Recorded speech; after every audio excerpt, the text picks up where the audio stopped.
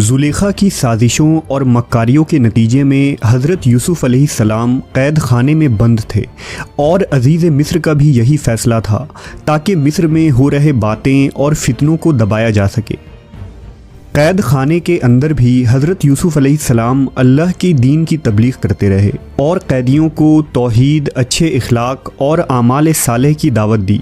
तमाम कैदी हज़रत यूसुफ़ के हुस्न इखलाक और आपके किरदार के गर्विदा हो गए। वो हज़रत यूसुफ़ अलैहिस्सलाम का नहायत ही अदब व एहतराम किया करते थे और आपको एक बरगुज़ीदा शख्सियत मानते थे।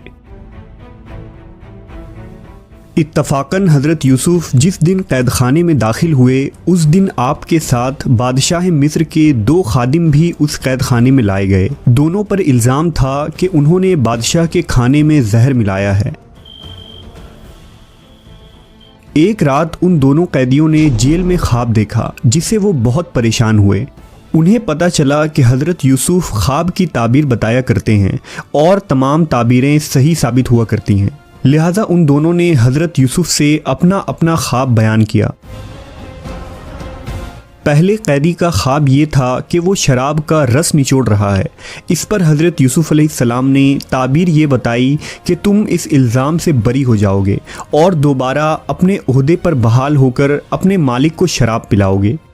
दूसरे कैदी ने बताया कि उसने ख्वाब में देखा है कि वो अपने सर पर रोटियां उठाए हुए हैं और उसे परिंदे खा रहे हैं। हज़रत यूसुफ़ ने उसकी ताबीर ये बताई कि तुम्हें सूली पर लटकाया जाएगा और तुम्हारे सर को परिंदे नोच नोच कर खाएंगे। लिहाजा कुछ ही दिनों बाद जब मिस्र की अदालत में ये मुकदमा चला तो मशरूब पिलाने वाले मुलाजिम पर जुर्म साबित न हो सका और बावर्ची मुजरिम साबित हुआ, जिसके तहत बावर्ची को सज़ाए मौत सुनाई गई और मशरूब पिलाने वाले को बरी कर दिया गया, यहाँ तक कि दोबारा वो अपने ओहदे पर बहाल हो गया।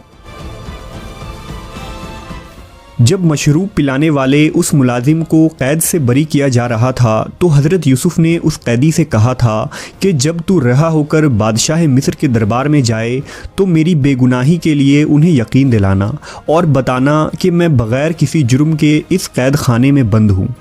लेकिन कैद खाने से रहा होने के बाद वो खादिम हज़रत यूसुफ़ से किया गया वो वादा भूल गया और हज़रत यूसुफ़ अलैहिस्सलाम 7 बरस तक जेल खाने में यूं ही कैद रहे। कैद खाने में कई अरसे गुजर गए, यहाँ तक कि एक अरसे बाद मिस्र की तख्त पर एक बादशाह जिसका नाम मलकुर रयान था तख्त नशी हुआ। वो एक नेक सिफत बादशाह था। बादशाह ने एक रात एक अजीबो गरीब ख्वाब देखा कि 7 मोटी ताज़ी गायें हैं जिन्हें 7 दुबली पतली गायें निगल रही हैं और फसल की 7 बालें बड़ी हैं और 7 बालें सूखी हैं। बादशाह इस ख्वाब से बहुत परेशान हुआ, लिहाजा उसने तमाम काहिनों को अपने दरबार में जमा किया, उन्हें अपना ख्वाब बयान किया और उनसे इसकी ताबीर पूछी।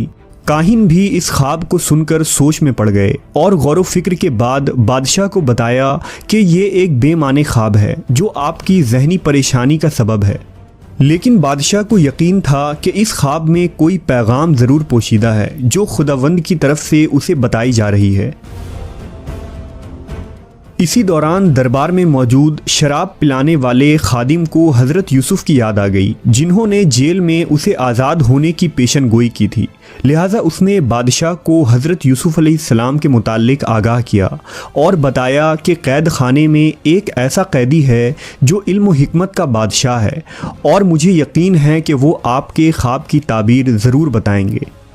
चुनांचा बादशाह मिस्र ने उस खादिम को जेल भेजा ताकि वहां जाकर वो हज़रत यूसुफ़ के सामने इस ख्वाब को बयान करे। वो खादिम जेल पहुंचा और हज़रत यूसुफ़ की खिदमत में हाजिर हुआ। उसने बादशाह का ख्वाब बयान किया। इस पर हज़रत यूसुफ़ ने फरमाया कि इस ख्वाब की ताबीर ये है कि 7 साल तुम्हारे मुल्क में खुशहाली रहेगी और 7 साल सख्त कहत साली पड़ेगी, फिर 1 साल खुशहाली आएगी, बारिश बकसरत होगी और फल भी बकसरत पैदा होंगे। वापस आकर खादिम ने बादशाह के सामने ताबीर बयान की तो बादशाह हैरान रह गया और उसे ये ताबीर बहुत ही माकूल मालूम हुई। लिहाजा बादशाह ने अपने सिपाहियों को हुक्म दिया कि उस कैदी को मेरे पास लाओ, मैं उससे मिलना चाहता हूँ। जब कासिद जेल पहुंचे और हज़रत यूसुफ को बादशाह का पैगाम सुनाया तो यूसुफ अलैहिस्सलाम ने कहा कि पहले बादशाह से जाकर कहो कि इस मामले की तहकीक करवाए कि उन औरतों का क्या किस्सा था जिन्होंने अपने हाथ काट लिए थे। बेशक मेरा रब उनके मक्र फरेब से खूब वाकिफ़ है। जब कासिद ने यह पैगाम बादशाह को पहुंचाया तो बादशाह ने अपने दरबारियों से उन औरतों के मुतालिक पूछा। लिहाजा उन्होंने बादशाह को 7 साल पहले होने वाले उस हादसे के बारे में बताया जो गवर्नर मिस्र पूतीफार के महल में पेश आया था।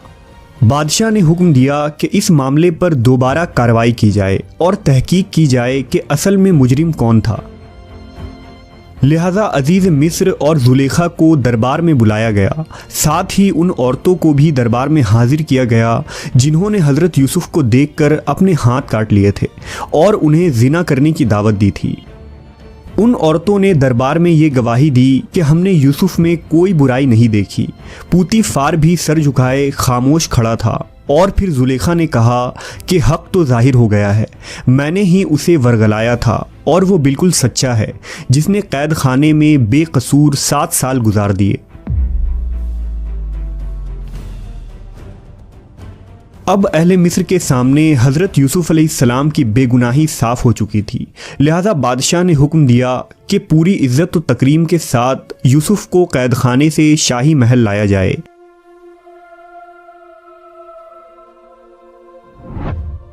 हज़रत यूसुफ दरबार में तशरीफ़ लाए और शाह मिस्र ने नहायत ही गर्मजोशी से आपका इस्तकबाल किया और इज़्ज़त व एहतराम के साथ अपने तख्त पर बिठाया। हज़रत यूसुफ ने शाह मिस्र से कहा कि अगर तुम इस कहत से बचना चाहते हो जो मुसलसल 7 सालों तक मिस्र पर आने वाली है तो तुम्हें मुल्क के बेहतरीन इंतज़ामात करने होंगे। हज़रत यूसुफ ने बादशाह को ये मशवरा दिया कि कहत से बचने के लिए गल्ला जमा करवाइए और 7 सालों तक कसरत से मिस्र में काश्तकारी की जाए ताकि तमाम अनाज को महफूज की जा सके और कहत के दिनों में उन ज़ख़ीरों से आवाम में मुफ्त गल्ला तकसीम किया जाए।